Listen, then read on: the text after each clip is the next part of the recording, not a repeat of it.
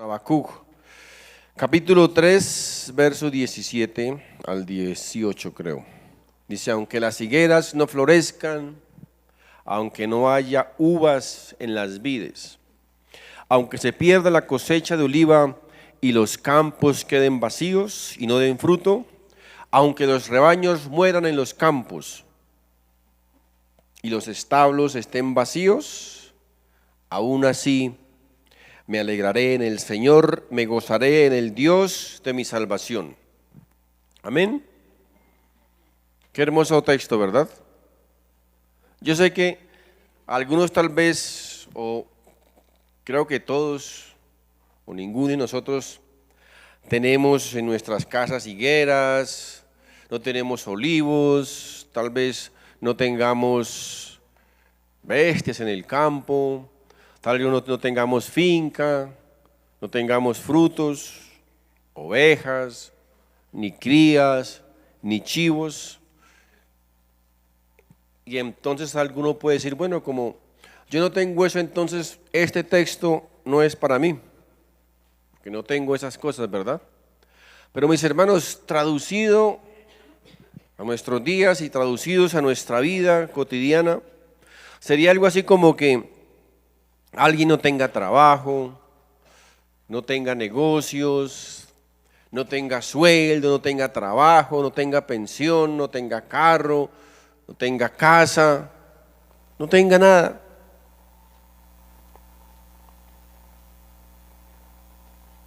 Pero sin todo eso podremos decir, me alegraré en el Señor y me gozaré en el Dios de mi salvación. La pregunta, mis hermanos, es, ¿será que en medio de una crisis como esta, en medio de una situación tan trágica como esta, podríamos nosotros decir como el escritor, como el profeta, sin todo eso yo me alegraré en el Señor y me gozaré en el Dios de mi salvación? ¿Será, mis hermanos, que tendríamos la suficiente confianza en Dios para que en medio, repito, en medio de una situación tan trágica como esta, tuviésemos la actitud correcta de decir, yo aún así me alegraré en el Señor y me gozaré en el Dios de mi salvación? ¿Será, mis hermanos, que tendríamos la actitud espiritual correcta frente a las cosas materiales? ¿Tendremos esa actitud, mis hermanos? Cada uno de nosotros podemos responder, ¿verdad? ¿Estamos en capacidad o estaríamos en capacidad de responder correctamente y espiritualmente ante la pérdida de un trabajo, ante la pérdida de un negocio, ante la pérdida de un ser querido, ante la pérdida de algo material, una casa, un carro, un trabajo, repito, ante una enfermedad? ¿Tendríamos la capacidad espiritual correcta, mis hermanos, de decir, aún con esas cosas, yo me alegraré en el Señor y me gozaré en el Dios de mi salvación? Preguntémonos, ¿estamos listos? ¿Estaremos listos a tener, mis hermanos, repito, esa actitud correcta? Cuando llegue la crisis, cuando llegue la aflicción, cuando llegue la prueba, de gozarnos en el Señor. Miren, cuando nosotros estudiamos, por ejemplo, la parábola de los talentos, allí la palabra nos enseña que todas las cosas que tenemos, entre comillas, no son nuestras. Es decir, que no tenemos nada, ¿verdad? Todo es del Señor, todo es de Él, todo lo que tenemos y disfrutamos, dice la palabra que no es de nosotros, que es de Él, todo es de Él, todo absolutamente es de Dios. Eso nos dice la palabra. Miren, en el Salmo 50, estamos leyendo la Nueva Traducción Viviente en este día. En el Salmo 50, 12 dice, aquí Dios hablando, dice, si tuviera hambre, no te lo diría a ti, porque mío es el mundo entero y todo lo que hay en él. ¿Cierto? ¿De quién es todo? De Dios. Todo es de Él, absolutamente todo es de Él. Ahora, si tuviésemos, mis hermanos, el conocimiento suficiente, si pudiésemos discernir este texto, mis hermanos, esto sería suficiente ¿para qué? Para despreocuparnos de todo, ¿verdad? No tenemos nada, todo es de Él. ¿De qué nos preocuparemos, mis hermanos? Cuando llegue la crisis, la tribulación, la angustia, la escasez, ¿qué podemos decir? Señor, todo es tuyo, nada es mío. Si entendiéramos, repito, que nada es nuestro, ¿sabe qué pasaría? Que no tendríamos de qué afanarnos. ¿Por qué nos vamos a afanar por algo que no tenemos, verdad? Si es de Él todo, como quien dice, yo no puedo perder lo que no tengo, todo es de Él. Ahora, mis hermanos, pero esto no termina aquí, porque lo hermoso y lo maravilloso de todo esto es que Dios ahí nos revela su tremenda soberanía y su poder, pero también ahí, mis hermanos, ¿sabe qué nos enseña? Su inmensa generosidad, porque aunque Él es el dueño de todo, aunque todo le pertenece a Él, dice, Él permite que nosotros lo podamos usar como si fuera nuestro, como si fuera de nosotros, ¿cierto?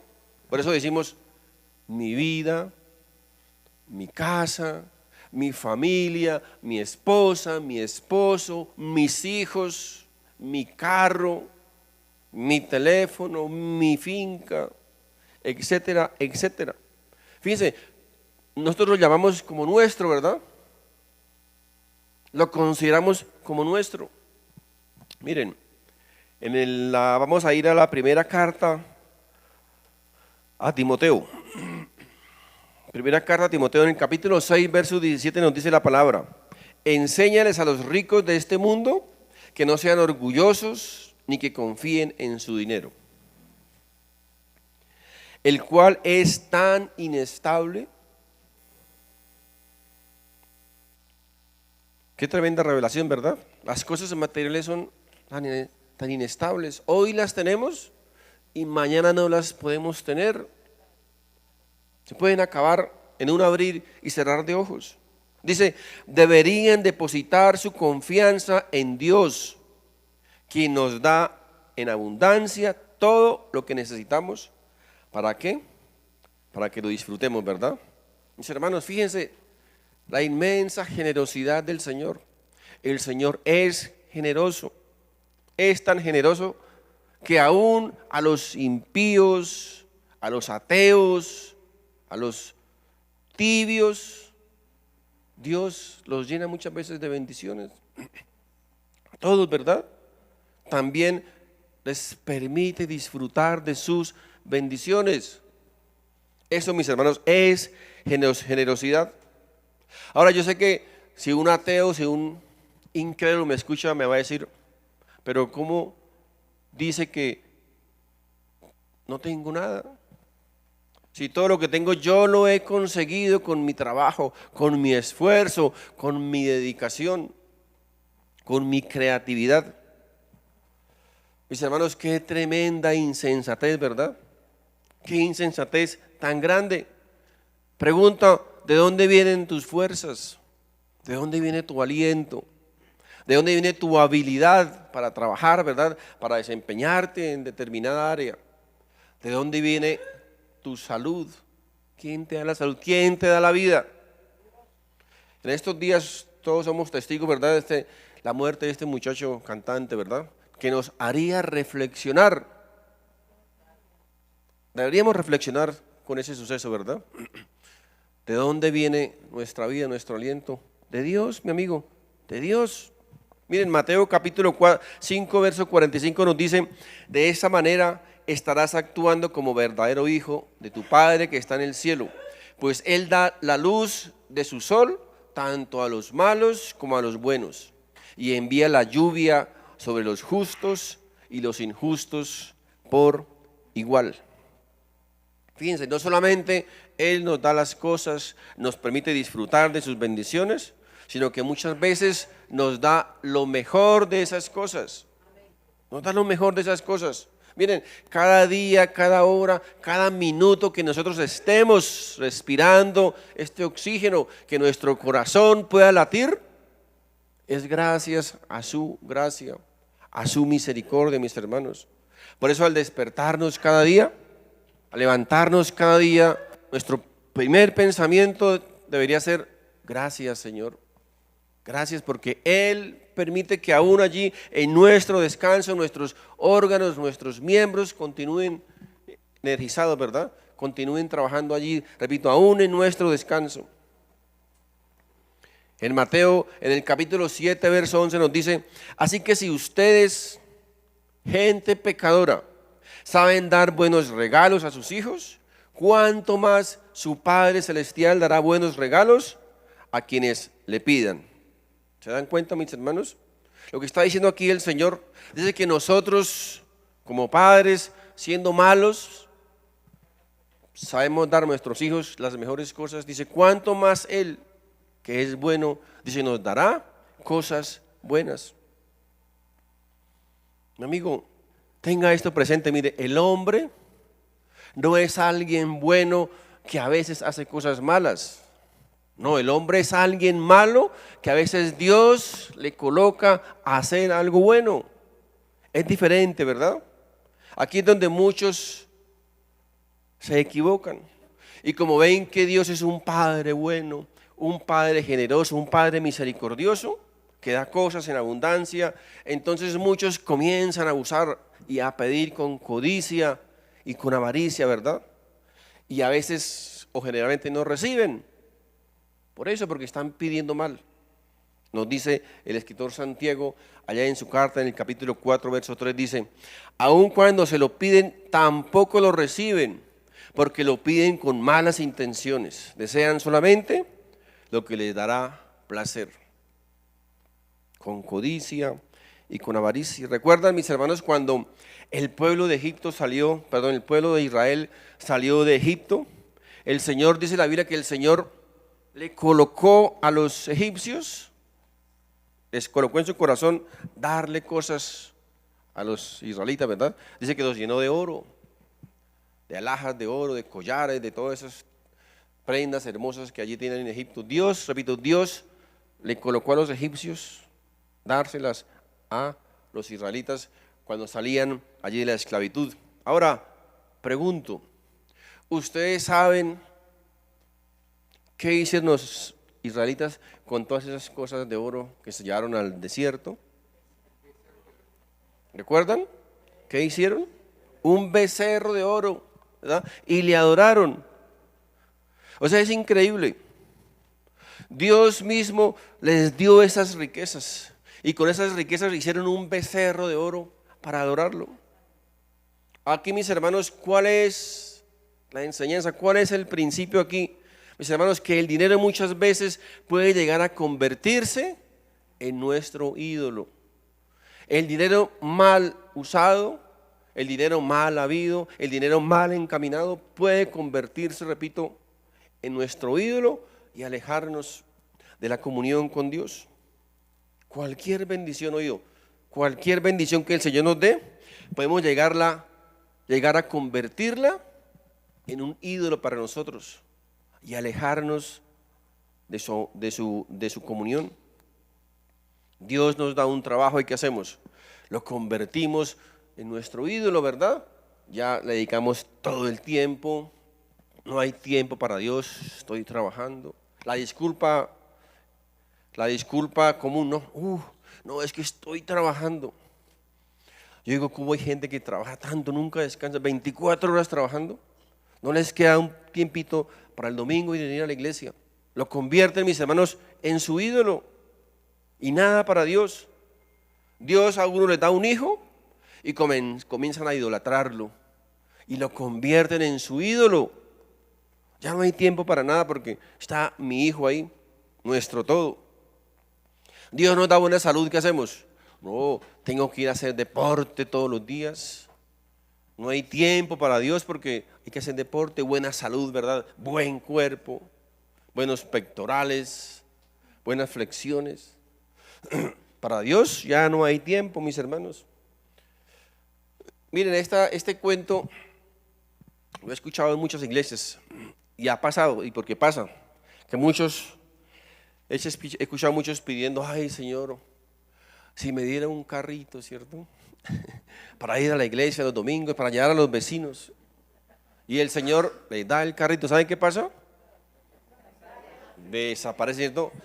A pasear, a Melgar, al llano, todos los domingos están ocupados paseando porque el carrito, mis hermanos, cualquier bendición, oigo, cualquier bendición, cualquier regalo del Señor puede llegar a convertirse en nuestro ídolo y desplazarlo a Él y colocar esas cosas materiales en primer lugar.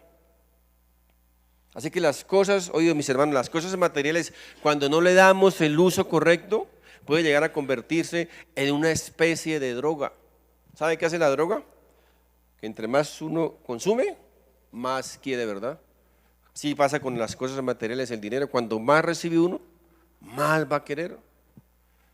A veces nosotros, hay gente que vive con determinado salario, determinada cantidad de dinero y está feliz y contento. A veces les aumentan, y ya piensa que cogieron el cielo con las manos.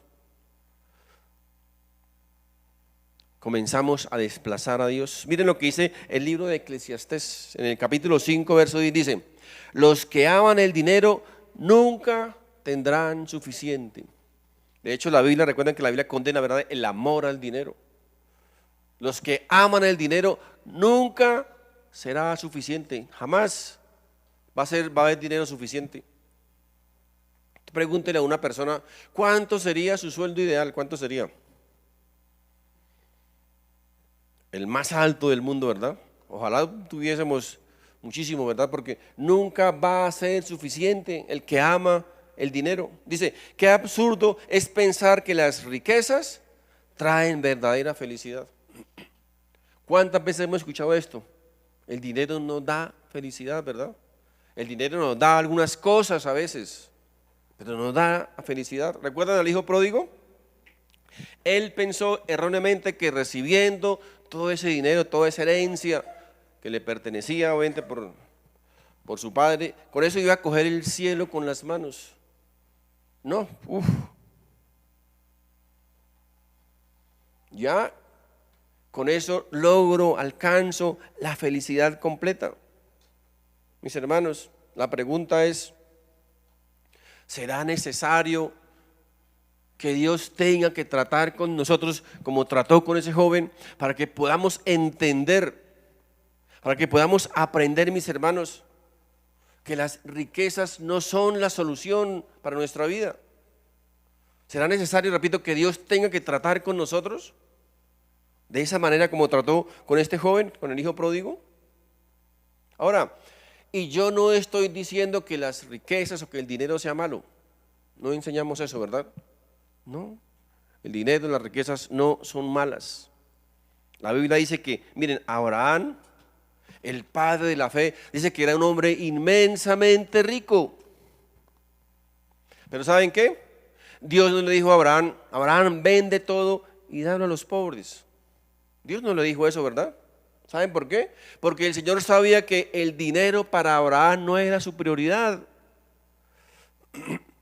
El dinero para Abraham no le apartaba de su comunión con Dios.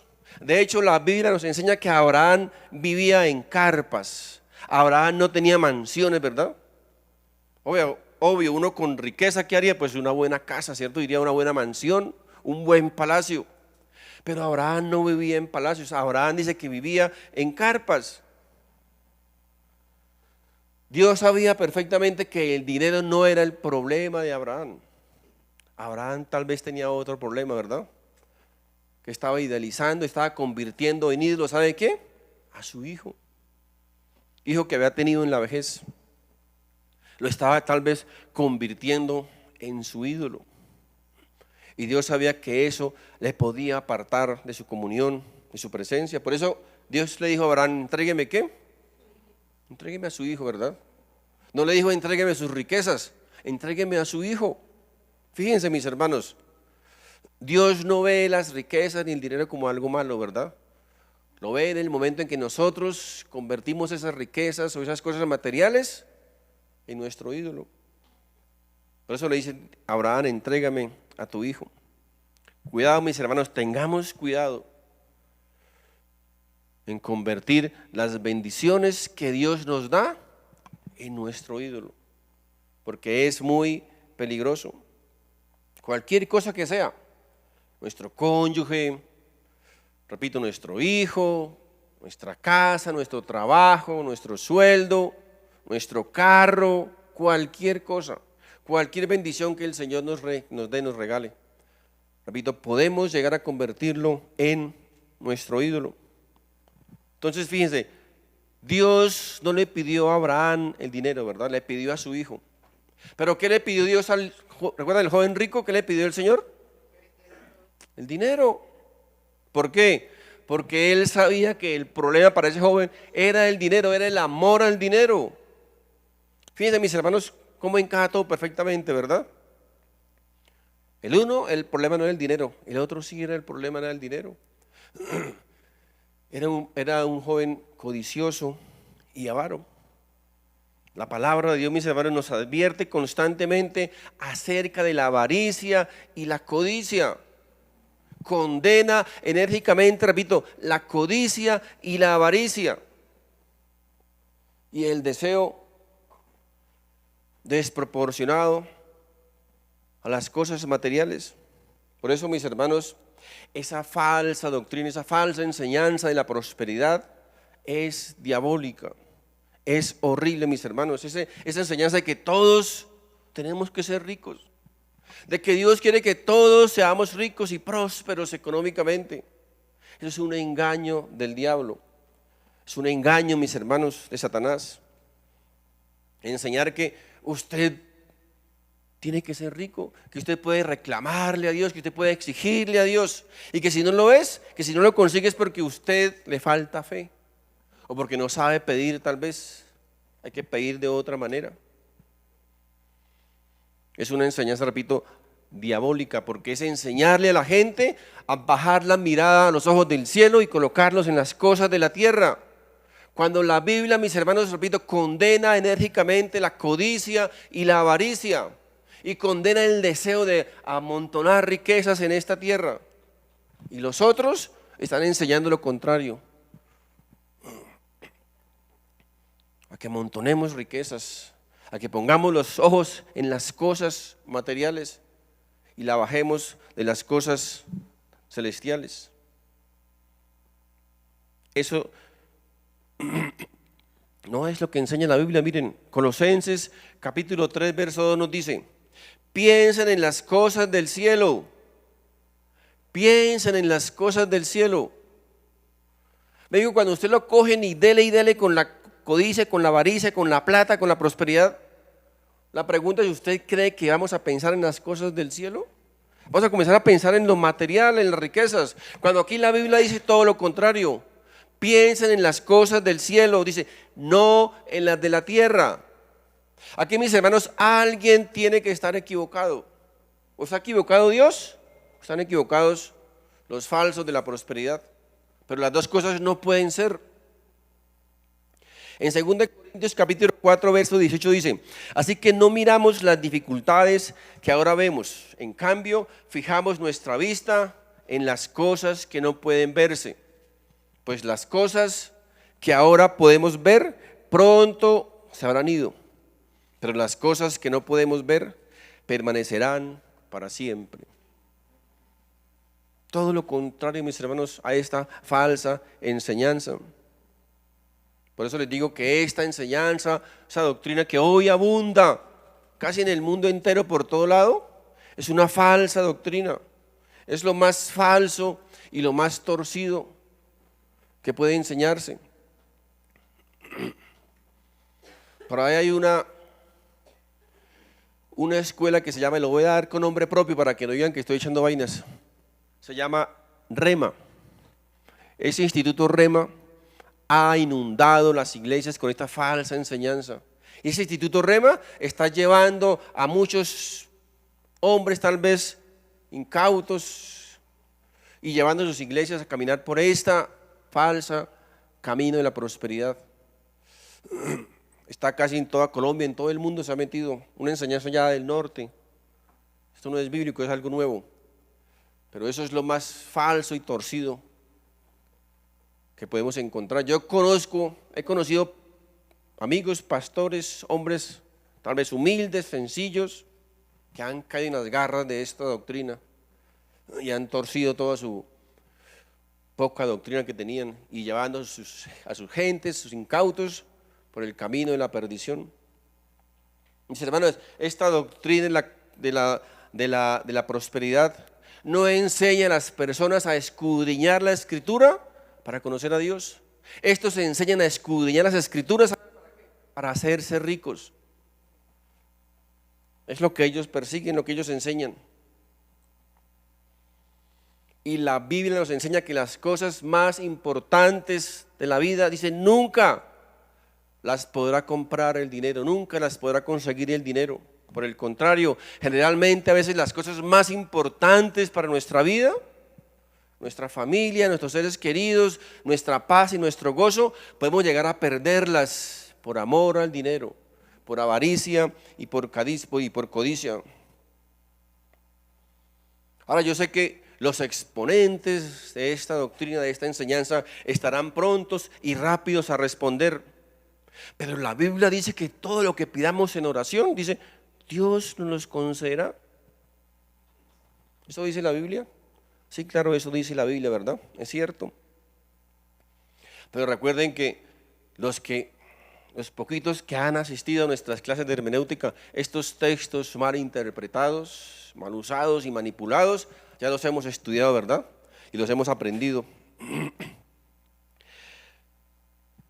Recuerden que yo les decíamos que la Biblia, mis hermanos, está llena también de figuras literarias. ¿Saben qué son figuras literarias, sí, no? La Biblia está llena de figuras literarias. Y en ese caso, por ejemplo, hay una que se llama la hipérbole. La hipérbole, por ejemplo, es una figura literaria que consiste en exagerar. A veces exagera el relato, lo exagera, o a veces lo minimiza, ¿verdad? ¿Para qué? Para llamar la atención, para conseguir una mejor manera de expresarlo, de que la gente entienda. Y ese texto, por ejemplo, es una figura literaria, así como hay otros textos también que son figuras literarias y que, repito, los exponentes de esta doctrina son muy hábiles. Ellos cualquier texto que no sea claro y preciso lo toman inmediatamente para tergiversarlo. Algunos lo hacen por ignorancia, otros con pleno conocimiento.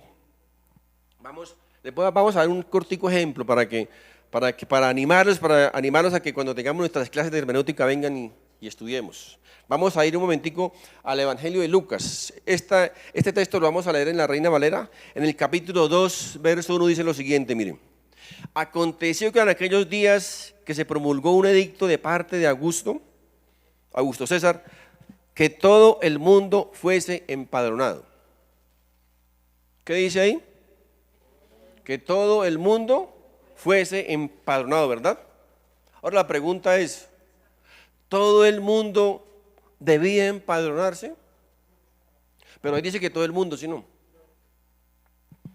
Una figura literaria. No todo el mundo, ¿verdad? ¿Solo quiénes? Los que hacían parte del Imperio Romano. Y así, repito, mis hermanos, así con todos los textos mal interpretados por estas personas. Ahí no habla que todo el mundo tenía que hacerlo, ¿verdad? Ahora, veámoslo con un ejemplo más cotidiano, más actual. ¿Han ustedes escuchado los comentaristas deportivos ahora en el pueblo los del fútbol? Que Andresito casi no sabe de fútbol nada. ¿Qué dicen los comentaristas? Todo el mundo está paralizado con el partido, ¿verdad? Todo el mundo está frente a la pantalla de televisión. La pregunta es, ¿todo el mundo? Hay personas que no les interesa un comino, un partido de fútbol, ¿verdad? Todo el mundo paralizado, todo el mundo pendiente en la expectativa, mis hermanos. Hay personas que no saben ni siquiera que tenemos una selección tan mala de fútbol.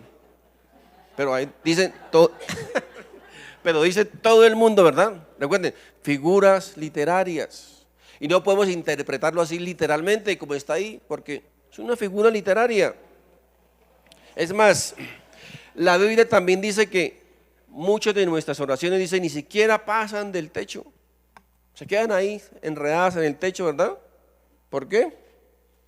Porque pedimos mal, dice, pedimos mal para gastar en nuestros deleites, pedimos con avaricia y con codicia, ¿verdad? Mis hermanos, si lo que nosotros pedimos está conforme, alineado con su voluntad, ¿qué pasa? Pues nos lo concede, ¿verdad? Pero si no, no. Si no, no ocurre nada, mis hermanos, no hay nada que hacer. Si Dios dice que no, no hay nada que hacer. Les repito, la Biblia condena enfáticamente la codicia y la avaricia. Así que si Dios nos concediera siempre todos nuestros deseos, que generalmente están cargados de codicia y de avaricia, pues ¿qué pasaría? Pues estaría patrocinando, ¿verdad?, la codicia y la avaricia, y eso es imposible. Dios no puede negarse a sí mismo. Es imposible, mis hermanos. Por eso muchas veces el Señor, ¿sabe qué tiene que decir? Alguien decía, ¿ustedes saben cómo hacen las plumillas de los carros? El Señor tiene que hacer, tiene que decir que no. ¿Y qué hay que hacer? Nada, nada. Aceptar, mis hermanos, su voluntad. Estos mentirosos dicen, pero la Biblia dice que si pedimos en el nombre de Jesús, todo nos será hecho. Ahora, mis hermanos, ¿ustedes creen que pedir en el nombre de Jesús es decir, quiero una casa, quiero una finca y con piscina, quiero el carro y último modelo, quiero esto y quiero aquello? ¿Ustedes creen que eso es pedir en el nombre de Jesús, mis hermanos? Esto no significa para nada pedir en el nombre de Jesús. Pedir en el nombre de Jesús es pedir como si Jesús mismo estuviese orando. Y yo les aseguro bajo la autoridad de la palabra de Dios que Jesús jamás oraría como oran los predicadores de la prosperidad. Puede tener la absoluta certeza que Jesús jamás oraría de esa manera, mis hermanos. Pedir en el nombre de Jesús es orar con los sentimientos de Jesús, con las emociones de Jesús, con las intenciones de Jesús, con el amor de Jesús, con el desprendimiento de Jesús. Es pedir en el nombre de Jesús. Eso es lo que significa, mis hermanos. La pregunta es, ¿qué oraría Jesús? Bien, ¿qué oraría Jesús? Si nosotros tuviésemos la oportunidad de escuchar orando Jesús, ¿qué oraría Jesús? ¿Ustedes creen que Jesús pediría casa, carro y beca? ¿Cuál fue y cuál es la intención de Jesús siempre? ¿Cuál es, mis hermanos? Que su obra, que el reino crezca, ¿verdad? Que el reino crezca. Jamás oraría como lo hacen los de la prosperidad. La motivación y el deseo del Señor siempre fue y será, mis hermanos, repito, el crecimiento del reino. Así que si nuestra oración, mis hermanos, es como Jesús oraría, pues mis hermanos, Dios nos concedería o nos concede lo que pedimos, ¿verdad? Porque estamos orando conforme a su voluntad, de la manera en que Jesús oraría.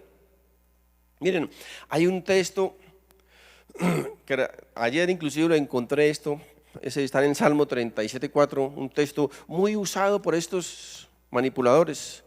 Dice en el verso 37:4, dice, deleítate en el Señor, gózate en el Señor, ¿y qué? Y Él concederá los deseos de tu corazón. ¿Qué dicen estos mentirosos? Sí, ve, ahí está. Dios te va a conceder todo lo que tu corazón desee. Así que pida. Nada más alejado de la verdad, mis hermanos. Dios concederá o Dios concede los deseos de tu corazón. ¿Sabe qué está diciendo ahí? Que Dios nos da, Dios nos coloca. Dios coloca sus deseos en nuestro corazón. Dios nos da sus deseos, ¿verdad? Para colocarlos en nuestro corazón. Dios otorga esos deseos de Él y los pone en mi corazón, ¿verdad? Y cuando Él los coloca en mi corazón y pedimos por esos deseos, ¿qué pasa? Pues Dios nos los da, ¿verdad? Porque son de Él los colocó en nuestro corazón. No es que nosotros podemos pedir lo que queramos y Dios está pronto y corre a entregarnos todo lo que nosotros pedimos. Solo, mis hermanos, solo manipulaciones. Por eso Santiago, como vimos en el texto anterior, dice, ustedes generalmente o muchas veces no reciben nada, porque están pidiendo con codicia y con avaricia, no están pidiendo como si Dios colocara esas peticiones en nuestro corazón. Solo piden para gastar en vuestros deleites. Mis hermanos, no confundamos, no pensemos que la oración es una arma para manipular a Dios. Eso no es la oración, mis hermanos. La oración no es para darle órdenes a Dios. La oración no es para torcer el brazo de Dios y hacerle decir sí cuando Él no quiere, o hacerle decir que haga las cosas que nosotros queremos cuando su voluntad es diferente. Las oraciones, mis hermanos, la Biblia nos enseña que la oración, ¿qué es? Es una súplica, ¿verdad? Es un ruego, no es una orden, no es una exigencia a Dios. ¿De cuándo acá, mis hermanos? ¿De cuándo acá? Las vasijas, nosotros como vasijas, ¿verdad? Como gusanos, dice la Biblia, podemos exigirle al rey y ordenarle al rey. Si usted mira la Biblia, usted encuentra a los hombres de Dios, a los grandes hombres de Dios, la iglesia primitiva, los apóstoles, aún el pueblo de Israel allí en Egipto, no le estaban ordenando a Dios, ¿verdad? Le estaban suplicando a Dios, le estaban rogando, porque eso es, mis hermanos, eso es la oración. Es una súplica, es un ruego, que cuando en primer lugar exaltamos su gloria y no la nuestra, dice el Señor. El Señor dice, Padre nuestro que estás en el cielo, hágase ¿qué?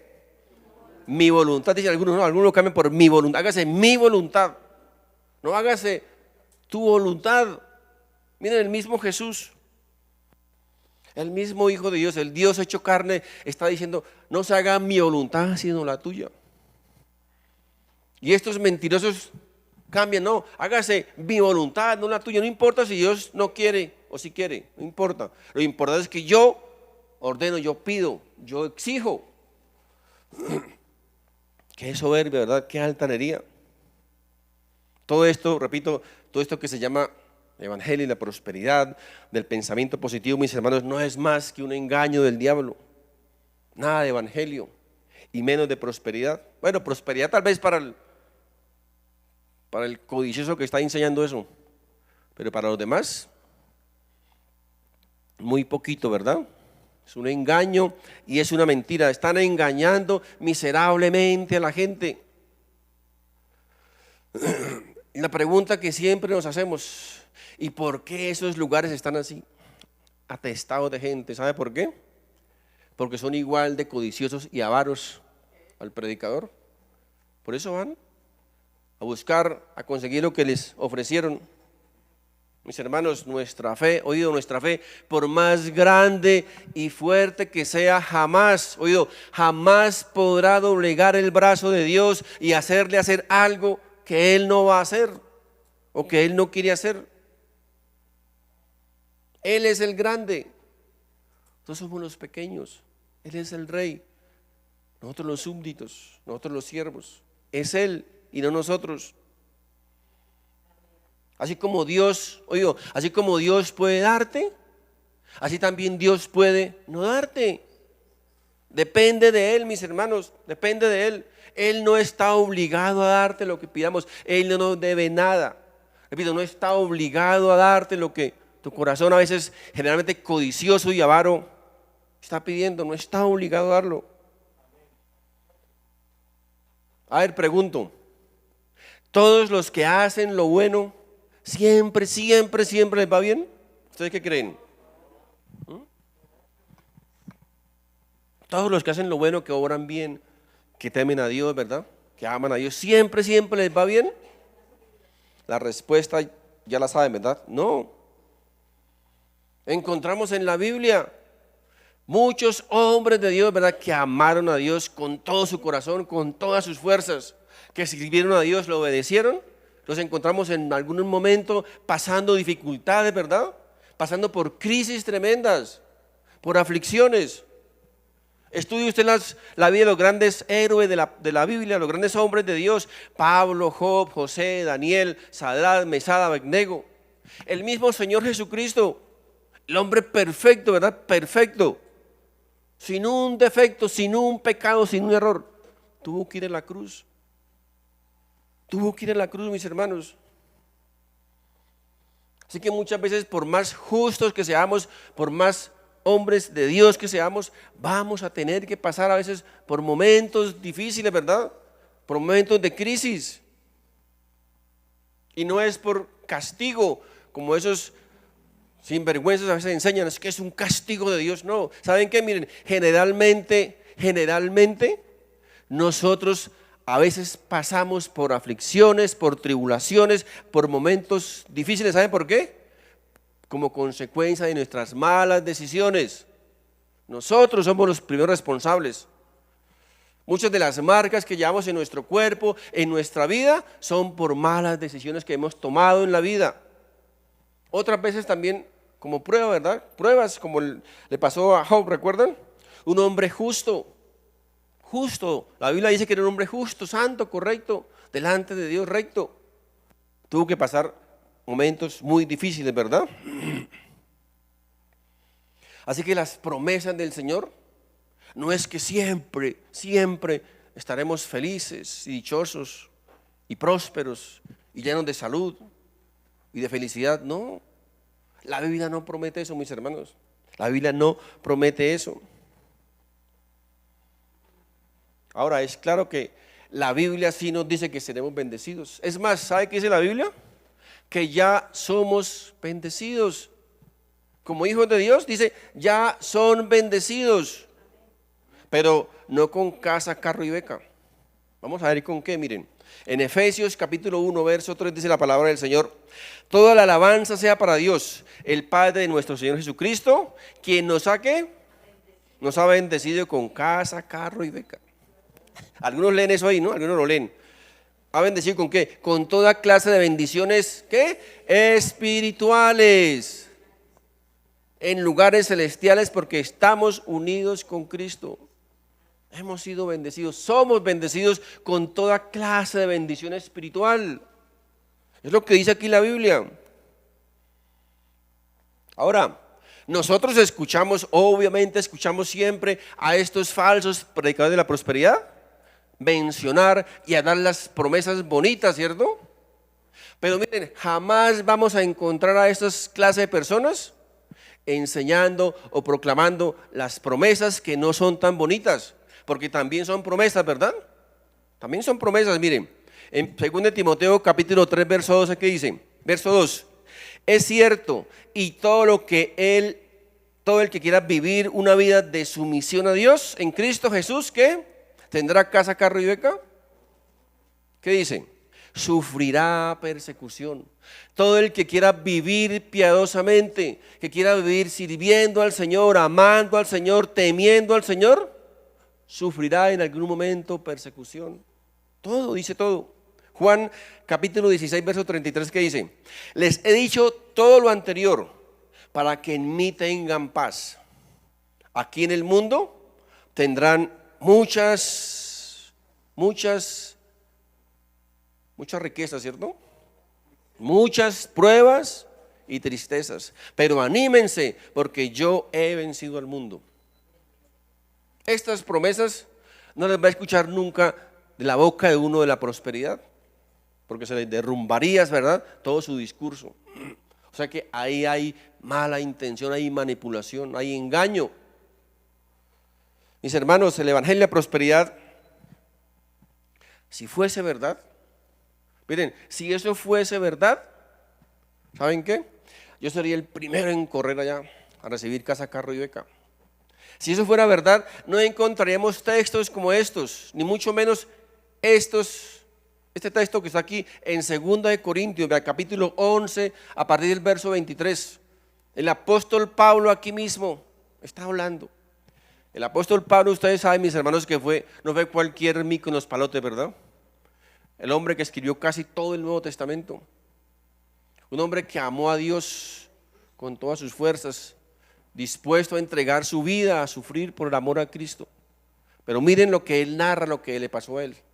Según de Corintios, desde el capítulo 11, verso 23 dice: ¿son siervos de Cristo? Pregunta. Sé que sueno como un loco, pero yo lo he servido mucho más. He trabajado con más esfuerzo, me han encarcelado más seguido, fui azotado innumerables veces y enfrenté la muerte en repetidas ocasiones. Qué prosperidad, ¿verdad? Para Pablo. En 5 ocasiones distintas, los líderes judíos me dieron 39 latigazos. 3 veces me azotaron con varas. 1 vez fui apedreado. 3 veces sufrí naufragios. 1 vez pasé toda una noche y el día siguiente a la deriva en el mar. He estado en muchos viajes muy largos. Enfrenté peligros de ríos y de ladrones. Enfrenté peligros de parte de mi propio pueblo. Yo creo que eran los de la prosperidad los que atacaban a Pablo. Los judíos y también de los gentiles. Enfrenté peligros en las ciudades, en desiertos y en mares. Y enfrenté peligros de hombres que afirman ser creyentes, pero no lo son. Ahí se encajan perfectamente. Afirman ser creyentes, pero no lo son. He trabajado con esfuerzo y por largas horas y soporté muchas noches sin dormir. He tenido hambre y sed y a menudo me he quedado sin nada que comer. He temblado de frío sin tener ropa suficiente para mantenerme abrigado. Mi amigo, después de escuchar esto uno puede decir: qué descaro de estas personas, tal vez, que lleguen a decir que Pablo sufrió todo esto porque le faltó fe. ¿Será que a Pablo le faltó fe? ¿Será que Pablo pidió mal? ¿Que le pasó todas estas cosas, mis hermanos? ¿Dónde está aquí la mejor casa, el mejor coche, la mejor finca, la mejor ropa, el mejor restaurante de Pablo? Los mejores camellos de Pablo, las mejores fincas de Pablo. Mis hermanos, las únicas credenciales que encontramos aquí es su fe y su entrega al Señor. Es lo único que encontramos aquí. Persecuciones, sufrimientos. Dios, mis hermanos, jamás, repito, jamás ha prometido darnos todo lo que nosotros se nos antoje. Él lo que ha prometido es que en medio tal vez de esa dificultad, ¿cierto?, de esa aflicción, de ese problema, dice que Él estará con nosotros. Él estará ahí acompañándonos, fortaleciéndonos para seguir adelante. Porque, mis hermanos, la vida, nuestro transcurrir aquí en este mundo no es fácil para nadie. Unos tienen unos problemas, otros tienen otros tenemos otros, ¿verdad? Pero dice la Biblia, dice el Señor, que no nos afanemos, no nos preocupemos por eso, que confiemos en que Él, dice, Él ha vencido todas esas cosas. Dice, Él está por encima de toda aflicción, de todo sufrimiento, de toda prueba. Él está por encima. Dice, confiemos en Él, dice, confiemos en Él. Tenemos que aprender, mis hermanos, a tener contentamiento. Ahora, recuerden, contentamiento no es resignamiento, ¿verdad? No es resignación. Es algo diferente, ¿verdad? No es, bueno, Dios proveerá. Si las cosas salen mal, Dios proveerá. Aquí me quedo acostado en la cama porque yo soy cristiano y Dios proveerá, Dios sabrá qué hace con mi vida porque Él ha prometido darnos todas las cosas, ¿verdad? Eso, mis hermanos, no es contentamiento, se llama, ¿sabe cómo se llama? Se llama pereza, ¿cierto? Pereza. No es eso el contentamiento, mis hermanos. El contentamiento es estar contento, felices con lo que tenemos, poder disfrutar las cosas que tenemos, ¿verdad? Sin estar envidiándolo a los demás y por eso no disfrutamos las que tenemos. Así nos pasa generalmente, ¿verdad? Yo pienso que aquí yo no soy el parangón de la excelencia. A veces nos pasa eso, ¿verdad? Tenemos nuestro carrito ahí, nuestro pichirilo y vamos mirando los otros. Uy, qué caro, mira, aquel carro. Y por estar mirando otro carro, ¿sabe qué? Lo estrella y se queda sin nada. Hay que tener contentamiento, ¿verdad? Felices con lo que tenemos, con la esperanza, ¿verdad? Con la esperanza de que el Señor mañana nos dará otra cosa mejor. Eso es contentamiento. Contentamiento no es decir, no, yo me quedo aquí con esto, aquí me resigno. No, eso no significa que no podemos orar, que no podemos suplicar, que no podemos esforzarnos. Esforzarnos, ¿verdad? Para tener cosas mejores el día de mañana. No es eso, mis queridos hermanos. Miren, el Señor, recuerdan que cuando el Señor sacó a Israel de allá de Egipto, de la esclavitud, y lo llevó les abrió el Mar Rojo para que pasaran. ¿Saben qué fue lo primero que hicieron cuando pasaron el Mar Rojo? Miraron para atrás y añoraban, ¿saben qué? La esclavitud y la miseria donde estaban viviendo. Muchos querían regresar. Ay, es mejor estar allá de esclavos que ser libres. Miren, Dios les da maná y dicen, pero solo maná, queremos carnecita. ¿Sabe qué hace Dios? Les da carnecita. Pero solo carnecita. Después, era preferible estar allá que venir aquí a morirnos de sed en el desierto. Jamás estaban contentos con lo que Dios les daba. Mis hermanos, esto nos recuerda algo tal vez, se parece mucho a nuestros días, ¿verdad? Dios nos da algo y ya lo recibimos, lo compramos y ya mañana queremos otra cosa. Pero mire, es que es más bonito lo del otro, ¿verdad? Es más bonita aquella casa, más bonito aquel auto, aquel gana mejor que yo. No estamos contentos con lo que Dios nos da, mis hermanos. Estamos descontentos con todo. Es casi el común denominador de las personas. Jamás estamos contentos y felices con lo que Dios nos da. Al rato ya no nos sirve, ya quiero otra cosa, ya quiero lo otro. Miren lo que dijo el escritor Salomón en Proverbios, capítulo 30, versos 7 al 9, dice: oh Dios, te ruego dos favores. Miren, aquí el hombre más rico que ha existido en el universo. Te ruego dos favores. Concédemelos antes de que muera. Primero, ayúdame a no mentir jamás. Segundo, no me des pobreza ni riqueza. Dame solo lo suficiente para satisfacer mis necesidades. Pues si me hago rico, podría negarte y decir, ¿quién es el Señor? Y si soy demasiado pobre, podría robar y así ofender el santo nombre del Señor. Miren, el mismo Señor Jesucristo en su oración que nos enseña: el pan nuestro de cada día, dánoslo hoy, ¿verdad? El pan nuestro de cada día. No dice el pan para dentro de un mes, para dentro de un año. El pan nuestro de cada día, dánoslo, Señor. Dios, repito, está en contra de acumular riquezas, abundancias en este mundo.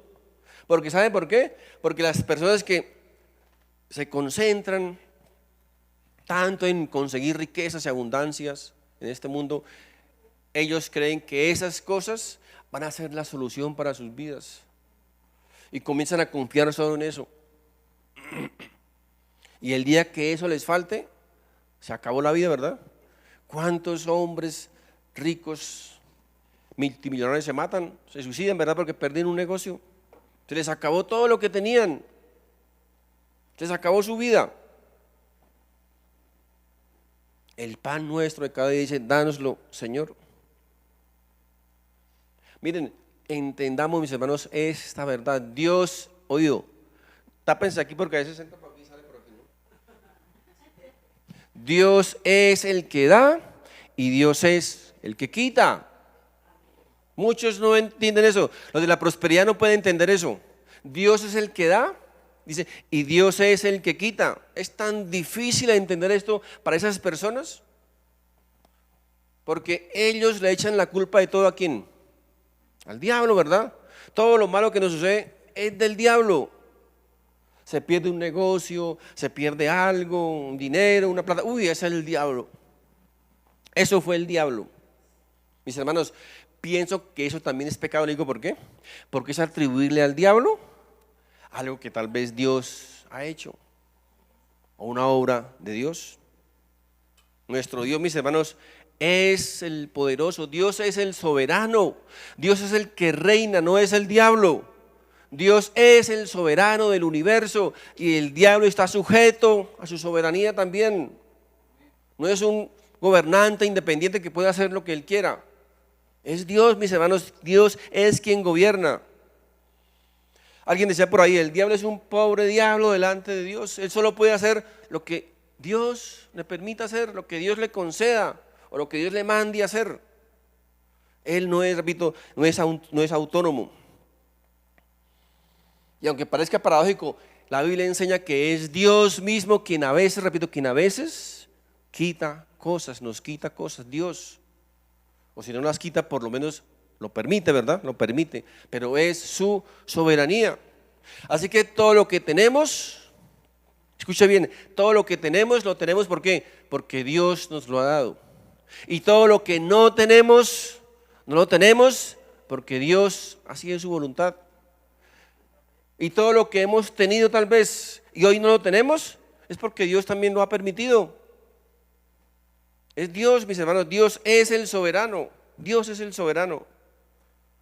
Miren, Job capítulo 1 verso 21 dice, y dijo, desnudo salí del vientre de mi madre y desnudo estaré cuando me vaya.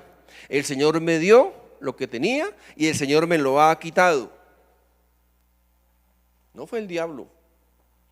El Señor me lo ha quitado. Alabado sea el nombre del Señor. Ahí está como el profeta Habacuc, ¿verdad? En medio de la aflicción, del sufrimiento, de la crisis que vivió este hombre Job, dijo, alabado sea el nombre del Señor. Miren, en 1 Samuel capítulo 2 verso 6 dice, el Señor da tanto la muerte como la vida, a unos baja a la tumba y a otros levanta. Deuteronomio capítulo 32 verso 39 dice, miren ahora, yo mismo soy Dios, no hay otro Dios aparte de mí. Yo soy el que mata y el que da vida, soy el que hiere y el que sana.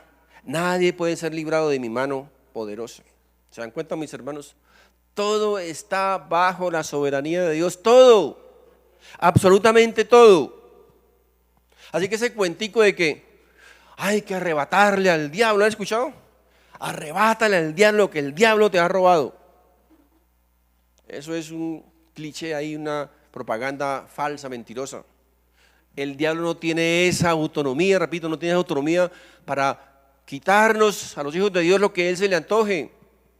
Es Dios el soberano, es Dios quien permite, es Dios quien da, es Dios quien quita. Él no actúa independientemente de la soberanía de Dios. De hecho, la Biblia nos enseña que a los hijos de Dios, a los creyentes verdaderos, ¿aquí quién es hijo de Dios? ¿Sí? ¿Todos? Unos que no levantaron la mano. Si eres hijo de Dios, ¿verdad? Si eres un creyente verdadero, ¿sabe qué dice la Biblia? Que el diablo no te puede tocar a menos que Dios se lo permita. Miren, 1 Juan capítulo 5 verso 18 dice, sabemos que los hijos de Dios no se caracterizan por practicar el pecado. Y algunos ya como que bajan la mano, ¿no? Los hijos de Dios no practicamos el pecado. ¿Saben qué significa eso? No hacemos del pecado nuestro estilo de vida. No vivimos sumidos en la inmundicia. Que nos equivocamos y pecamos, sí, ¿verdad? Sí, es diferente, ¿verdad? Es diferente vivir en el pecado, ¿cierto? Revolcarme en el barro, es diferente revolcarme en el barro que caer en el barro, ¿verdad? Y salir corriendo, ¿cierto que es diferente? Eso hace la diferencia entre un cerdo y una ovejita. El cerdo cae al barro y ¿qué? Se siente en la nota, ¿verdad? Este es mi mundo, ¿verdad? ¿Qué hace la ovejita? Una ovejita cae al barro y patalea y sale corriendo, ¿verdad? Esa es la diferencia, mis hermanos, entre el que practica el pecado y el hijo de Dios. Nosotros, como hijos de Dios, sí, a veces nos equivocamos, a veces nos caemos al barro, ¿verdad? Por error, por equivocación, por ignorancia, por falta de comunión con Dios, ¿verdad? Pero el hijo de Dios cae ahí, sale corriendo, ¿verdad? Los hijos de Dios dicen, no practicamos el pecado, porque el Hijo de Dios dice que los mantiene protegidos y el maligno no puede tocarlos, ¿cierto? El diablo no puede tocar a un hijo de Dios a menos que Dios se lo permita. Ahora, muchas veces, mis hermanos, Dios tiene que quitarnos las cosas materiales, ¿para qué? Con un propósito, para que coloquemos nuestra mirada, ¿verdad? Donde debemos colocarla, porque muchos andamos así con la mirada en el piso, ¿verdad? Todo lo que tenemos, el banco, la cuenta, la finca, el carro, esto, lo otro, así vivimos así, ¿verdad?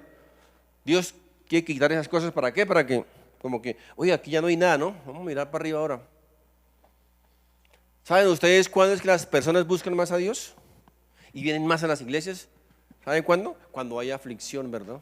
Cuando hay problemas, cuando estamos sufriendo una pérdida de un ser querido, una enfermedad, pérdida de trabajo. Ahí sí, las iglesias se llenan, todo el mundo pidiendo y todos son santicos, ¿verdad? Es la única manera a veces de que Dios nos haga alzar nuestra mirada del cielo, de la tierra y colocarla en el cielo. Ahora la pregunta es, una vez más, recuerden, pregunten, respondan ustedes mismos, ¿tenemos o estamos listos, preparados?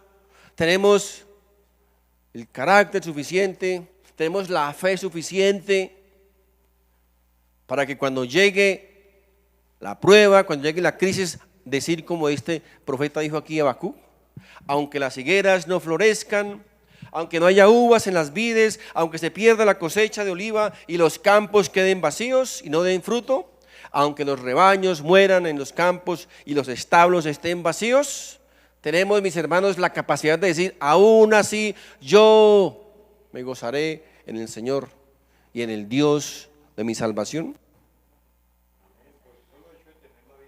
Amén. ¿Saben qué dice, mis hermanos? ¿Saben qué dice el mundo ante esto? ¿Saben qué le dice el mundo, el incrédulo, a este Job? Job, usted está loco, usted está chiflado. Pero, mis hermanos, es lo que el Señor nos enseña. Tener esa actitud de Habacuc frente a las cosas materiales, frente a las cosas que tal vez no tenemos o perdemos. Tener, mis hermanos, la actitud de Moisés, que por amor a Dios estuvo dispuesto a abandonar su posición y sus riquezas allí en Egipto, como heredero del faraón, del imperio más grande del universo.